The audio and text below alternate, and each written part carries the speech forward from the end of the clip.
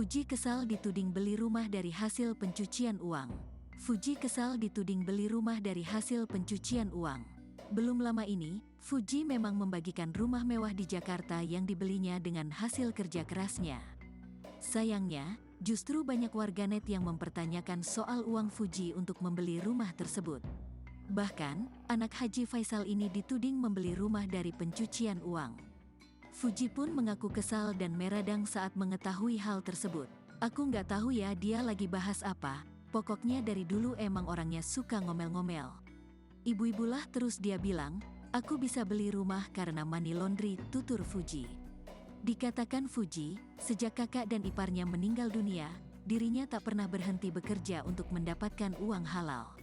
Hal itu dilakukan Fuji untuk Gala Sky agar bisa mendapatkan perlindungan layak usai kedua orang tuanya meninggal dunia.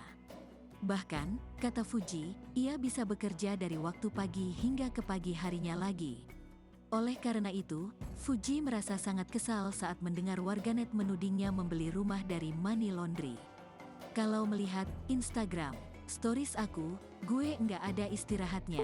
Syuting dari pagi sampai pagi, hampir tipes. Capek-capek kerja, sudah dapat pembuktian, dibilang money laundry," ujar Fuji mengomel. "Kesel lo dibilang kayak gitu tuh," timpal Fuji lagi.